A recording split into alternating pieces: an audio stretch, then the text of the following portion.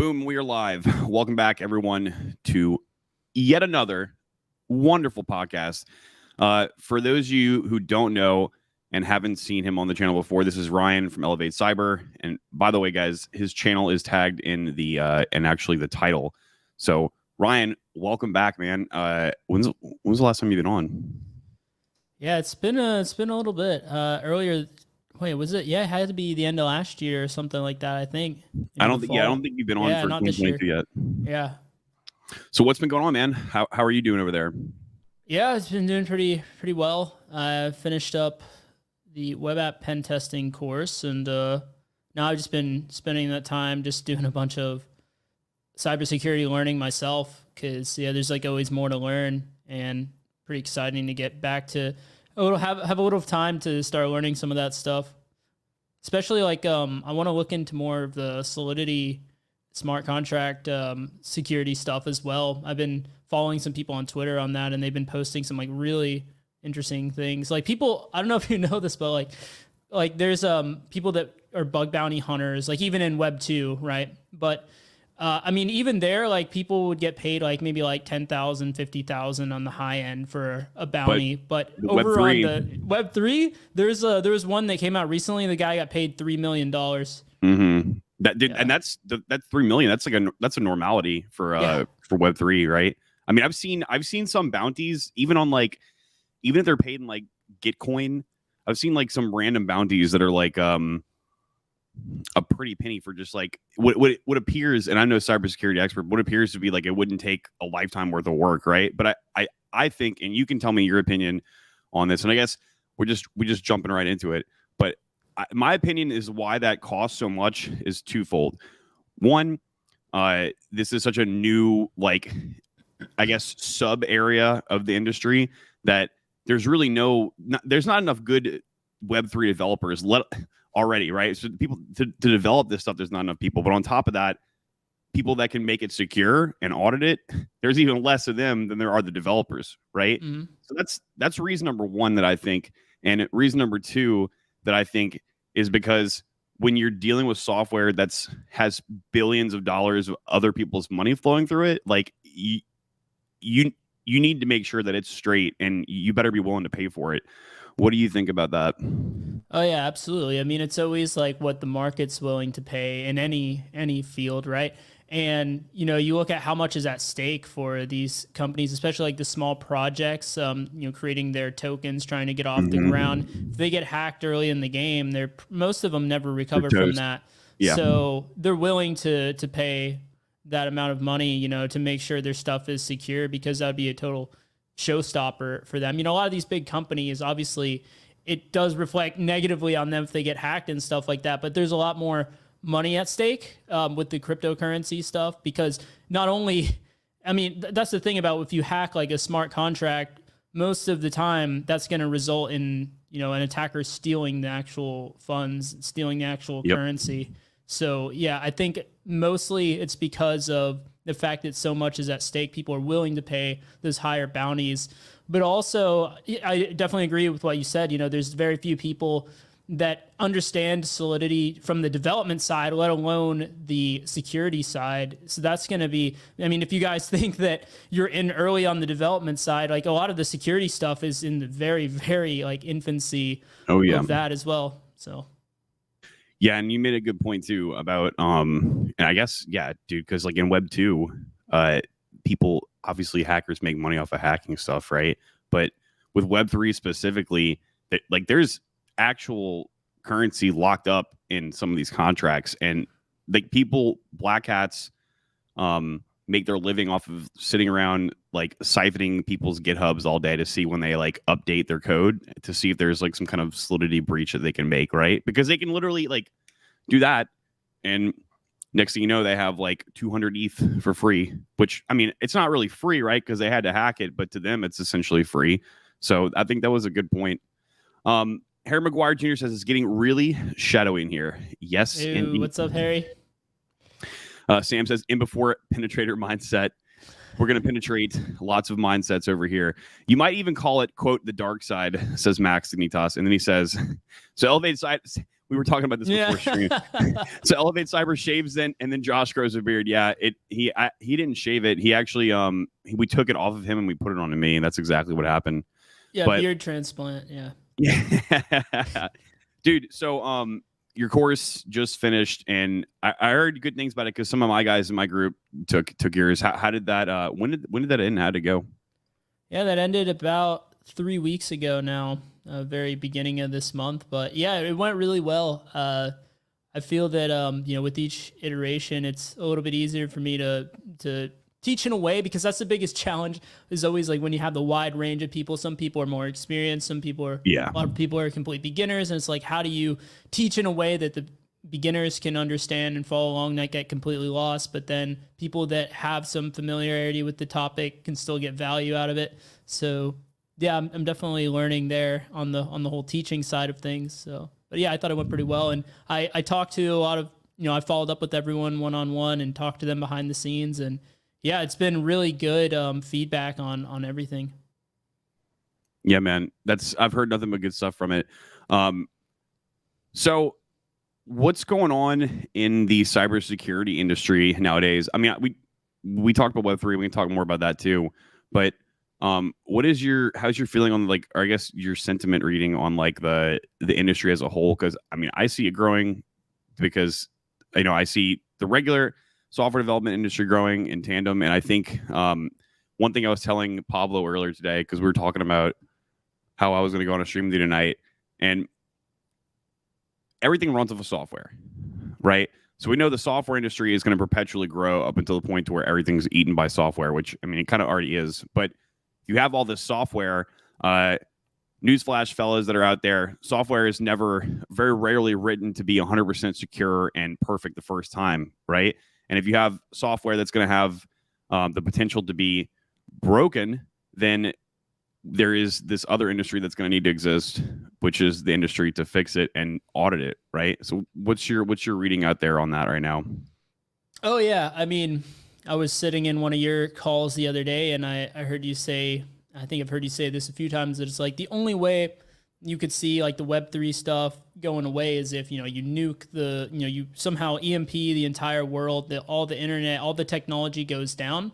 That's the only way to stop it. I mean, that's how I would kind of describe cybersecurity, right? Because we have all these electronic devices out there. I mean, let's forget about the internet for a second. Anything, even like any computer that's not even connected to the internet, let's say any smart device, right? Smart TV, smart this, that, like your car, there's car hacking. That's a thing as well.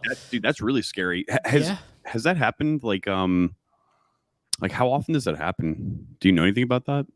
From what I have limited knowledge of it, but from what I understand, it's pretty difficult to like actually take control of the car, but it's a lot easier to hack like certain aspects of it. Like, for example, if you think about, some cars let you start the car from within the app and stuff like that. Well, if you can take over the app, then you can have all the functionality that the app has. But yeah, it is, theoretically you can, and people have done it, hacked like self-driving cars and like made them like brake and do different stuff like that. But that actually happening, from what I understand, is like a lot harder. But yeah, it definitely is a lot easier, if you have like, maybe like connected car or something like that. Yeah. Yeah, I would be willing to think that the car manufacturers like have quadrupled down on like the security, because dude, some of them, the truck that I just got, it's got you'd hope, I would hope, man. I used to work for one. That's why I say that. I used to work for a major car company, and they paid, let's just say they were paying their security people about less than half of what I'm making now. And it was like every single person on my team was like, they were just like completely like fresh out of college, or this was like their first job, because like everyone from there was like, I remember the time that my friend left was when he realized like, I just looked around and we're getting paid less than the security team at Bass Pro Shop. He's like, I'm out of here. That was a breaking point for him. Dude. And then I left like a few months later. But yeah, you would think that. But that's the thing about the manufacturing mindset in general, right? Like those companies come from that area. Yeah. It's always about minimizing cost and all being that. Being as cheap as they can. Yeah. Yeah, man. Because I was gonna say, dude, the truck that I just got, it's got like 5G and Wi-Fi. So Did you get your hands on a Bronco? I know you had some problems with that initially. Oh, that's I'll tell you the story about that later. I hate the car buying process, but that was the worst. The when it actually came time to go and get it, sign the papers, that was the fastest I've ever done it before. But it was like the whole battle of actually like, getting it, because everyone wants their hands on one of those things. So that was a pain in the ass. But it has like 5G and Wi-Fi, dude, and it's not the only car, right? So I'm like, that was one of the first things I was thinking about is when I saw that on there. I was like, man, if someone could like hack this and just like, I don't even know, turn the steering wheel, who knows, man? Because everything in a car now is run through the ECU in the computer. So it's a scary thing, man. I would say that what Max says over here, I've seen enough Fast and Furious 8 to be afraid that I would say there's a valid concern there, and I don't know, maybe in the future we'll see something like that. Actually, New Horizons says, what about the two guys that took over a Chrysler's car through a Sprint 3G phone through some kind of bug in the radio? I think a little bit about Chrysler, right?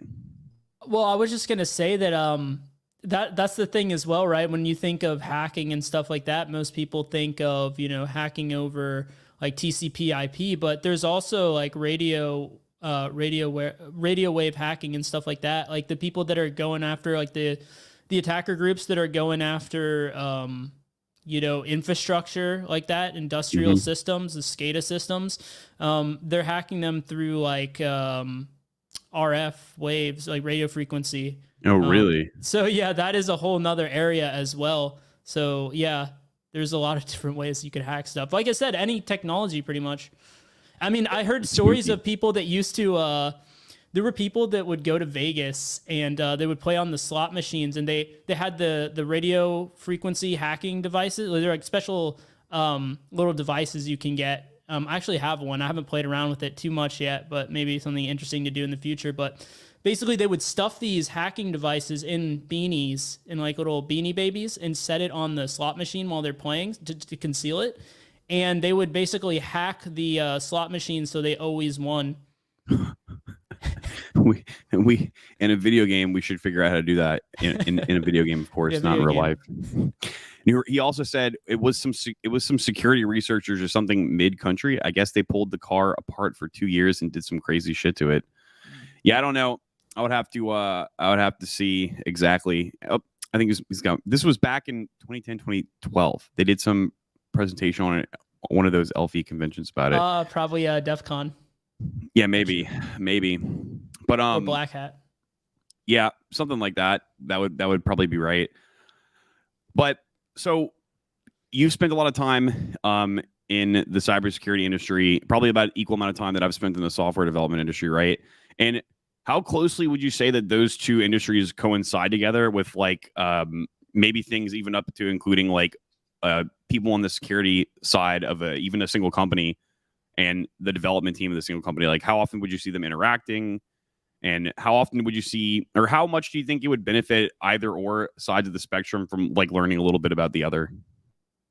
Oh yeah, a ton, because I'm talking with developers on a day-to-day basis. Well, maybe not in my current job now, because we have it structured out more where I have people that will kind of do that for me most of the time. But I mean, on all my other jobs, I had to interface a lot with developers, and especially because one of the biggest issues is that the developers, a lot of times, they go through school or boot camps or self-taught or however they learn programming, right?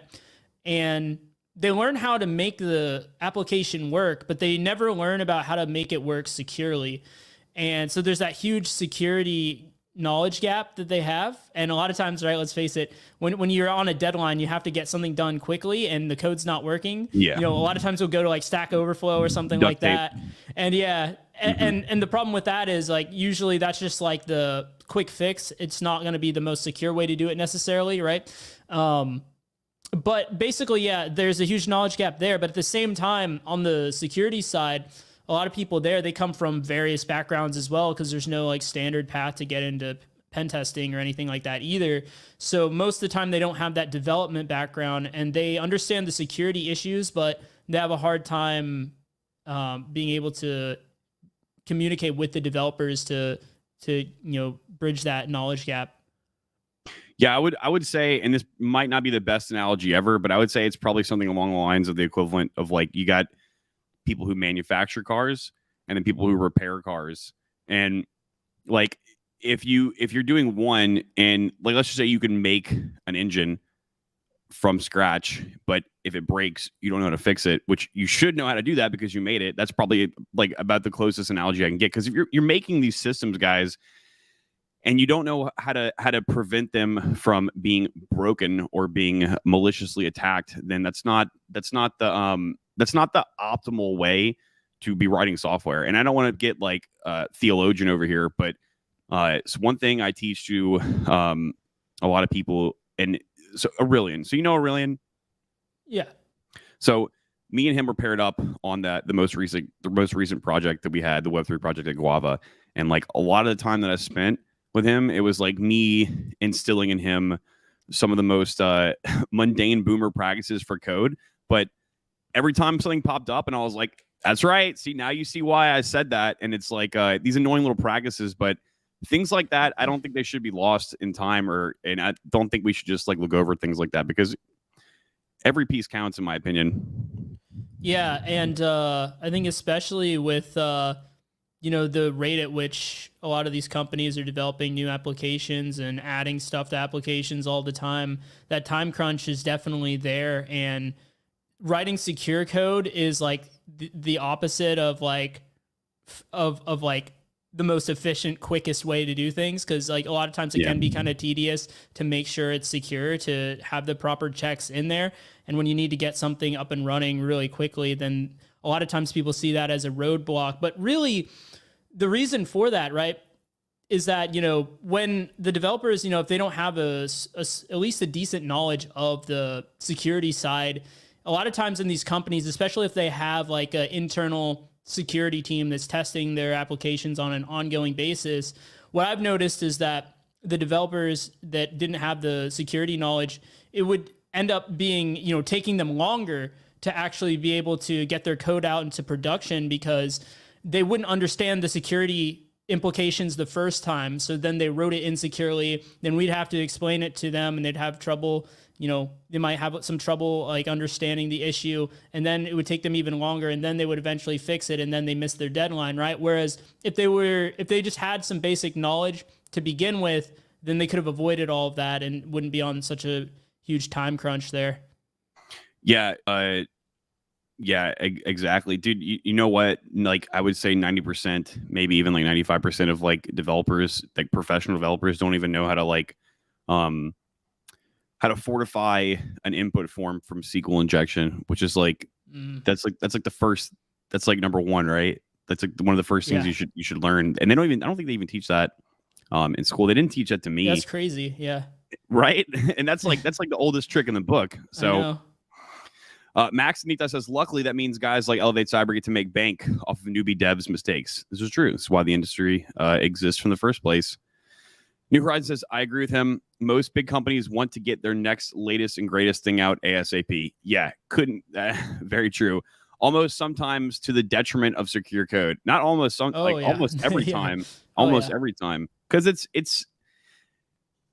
very hard, and I know you know this too because you've worked in the industry. It's very hard like explaining to people on like the business side of stuff, unless it's someone who happened to have been there in the first place, or been on your side before. It's very hard to explain them anything that has to do with the technological side of it, because to them it's all just like magic and smoke, and it's just poof. Yeah, you can't just do that. Oh, what? So a lot of times, and I know you've seen this too, they'll just like just get it done. Just push it out there. Yeah. Max says a lot of software companies wait till the last minute to do their security audits, or I won't say which bank it was, but I was doing development in about 2018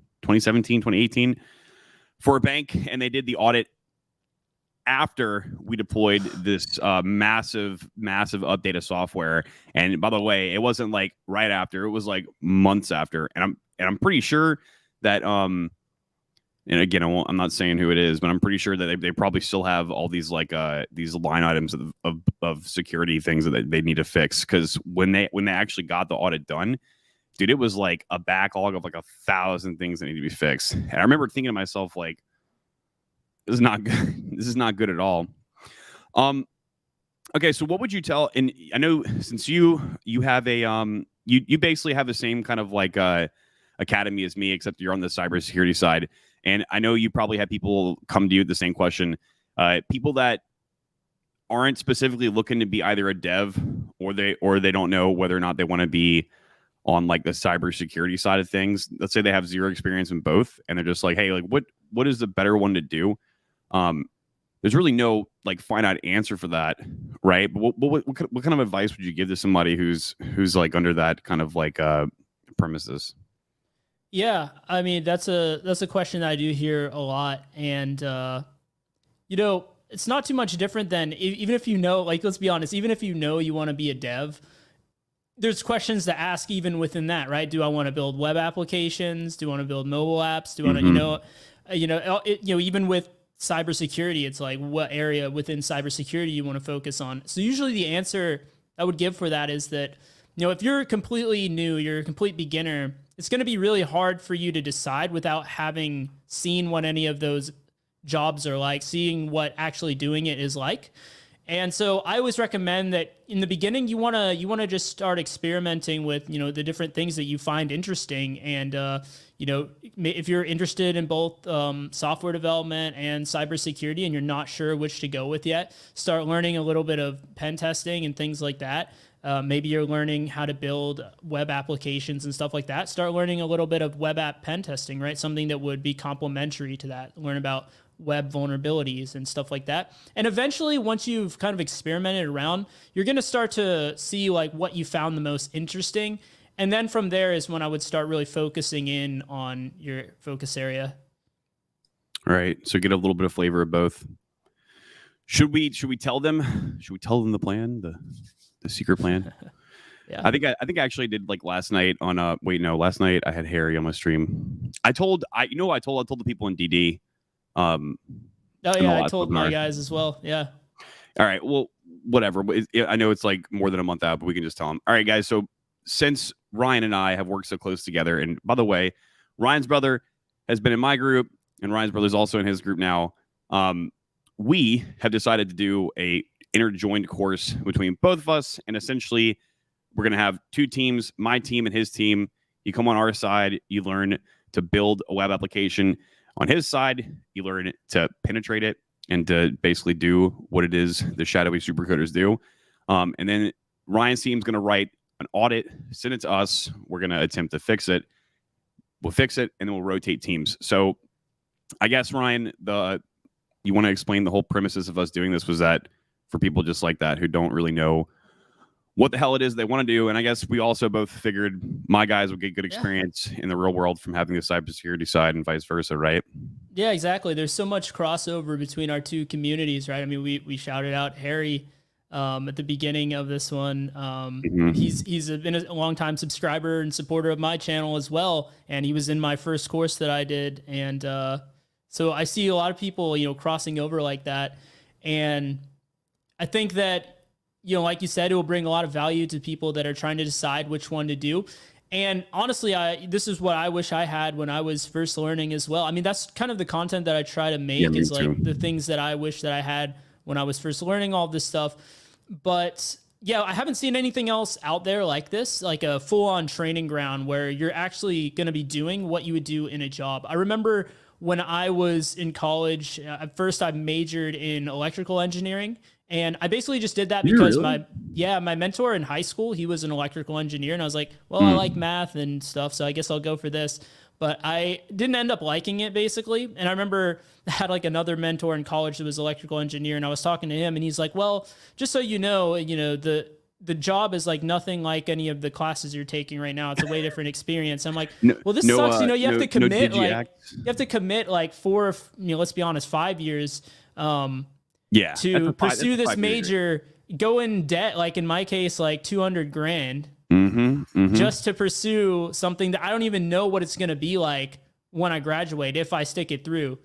So that's a huge motivation for me, because let's be honest, like anyone in here that's going to pursue, whether it be, the developer stuff as you do or pen testing, it's going to take, a certain amount of time and effort, right, of learning that and hardship. And I don't want anyone to go through that only to find out, like, when they got on the job, it's just like not what they wanted to do and they wasted their time, right?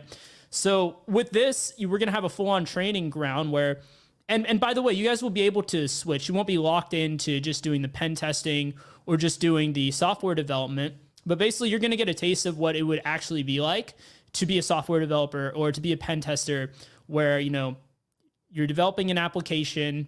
There's a pen testing team on my side that are finding vulnerabilities, writing a report just like you would in the real world as well, and then sending that report off to those developers, like we said, and then they're going to have to, based on our report, be able to figure out how to fix that vulnerability. So yeah, I'm really excited about that. I haven't seen anything else out there like that. I'm excited to do it. No, dude, I mean, forget about like us joining together for one of them. Our groups themselves, our academies, there's really nothing else out there like that currently that's not a live academy that you can actually come and take courses in live, remote, no matter where you are. And on top of that, like a network of people to literally help you focus on your specific need and finding a job specifically for you. And just the same thing you said about college, man. It's unnecessary, especially when we have people, plenty of handfuls of people in the groups who have actually come in, done it, gotten a job, literally started their career because of it. So, like, as far as I know, too, there's nothing else like there until everyone else tries to start doing the same thing as us. And here's the thing as well, right? I mean, in any of this stuff, like, if you want to learn the technical skills, they're out there. You can just learn them. Yeah, it'll take you a while maybe to pull all this stuff from the internet.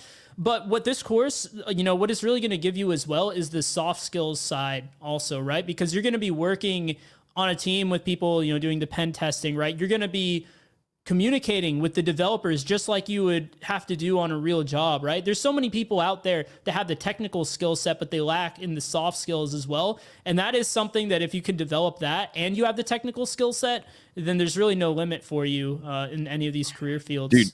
Dude, the network alone for both of our groups is hands down worth the money. I mean, you've seen guys in my group who've come and joined, and they're already in the industry, and they come in and like 1-2 months later, they get a job that's $20,000 a year more, just because they have all these people to talk to and help them sort out their ideas and give them a strategic plan to go and get that next job. Because some people, it's like they've been stuck in the same job for forever.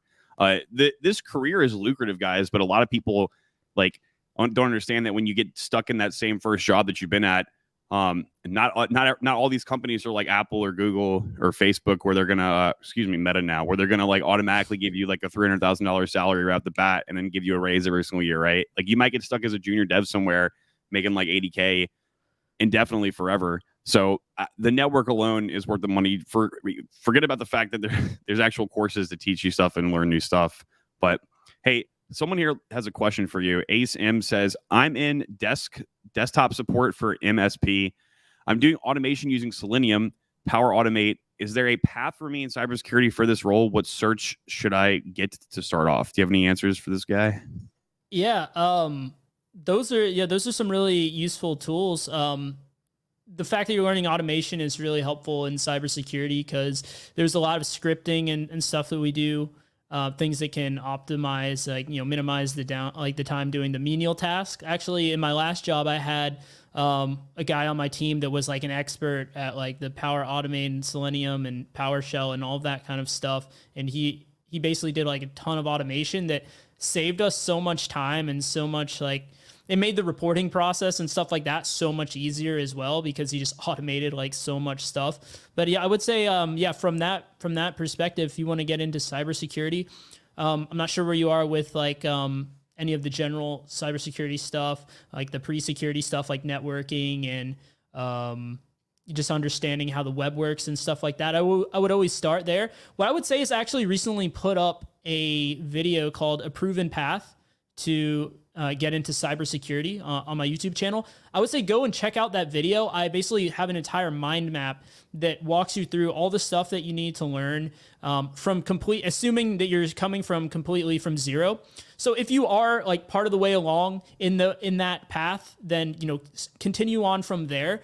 But that should give you a really clear picture of what you would need to focus on. So yeah, it's definitely doable for you. A lot of people come into this field from various areas, but yeah, desktop support and stuff like that, that's definitely one that I see. So solid advice. Yeah, I know Selenium is kind of a pain to use. I don't know how you feel about that. Okay, Ryan, I guess, and for you guys, we might as well just tell them the day too, because we got plenty of time for it. But if you guys are interested in doing that or getting ready for that course, we're going to be starting it on May. We're going to start opening for it on May 26th, right? Yeah. Yep, absolutely. Yeah. So if you guys are interested in that, developerdirection.com, sign up for the mail list. And by the way, guys, I always forget to say this, to get a free 10-page ebook. It's an outdated one, but you do get a free 10-page ebook if you sign up for the mail list. And Ryan's channel, you guys can go over to his website as well. And is your website on your channel? Yeah, it's in the description on all my videos. Yeah. Okay. I'll throw it up in here sometime tonight too as well. And I guess we'll probably start it like the first yeah, probably 5 days dates after written down somewhere, but yeah, I already forgot them. Whatever. But yeah, Mr. ASM, if that's something you're just in, get on the email list and you'll know when it's coming up. But if not, well, sorry about you. Yeah, dude, I know it's Friday and the audience is not like booming and banging tonight. And I guess it's late. We started the stream late because that was my fault. But do you have any parting words for our lovely audience? Yeah, I mean, if you like making the developers have to write a lot of code, then I would say in between now and the launch of the course, go on platforms like TryHackMe, you know, maybe watch some videos that I've put out as well, and start learning about these web app vulnerabilities. Obviously, the more that you know on pen testing coming into this course, it's going to help you be able to find more vulnerabilities. With that being said, if you are a complete beginner, I wouldn't worry either, because I'm going to be walking you guys through from the beginning. But yeah, I know like my brother's been out there just like learning as many of the vulnerability stuff as he can, so he can really hit the ground running and add a lot of vulnerabilities to the report. So Gucci. I don't have anything to say other than the usual: learn to code, learn how to change your entire self-custody your crypto. Link in the description box below for a Trezor. And yeah, that's it. Hope you guys got something out of tonight.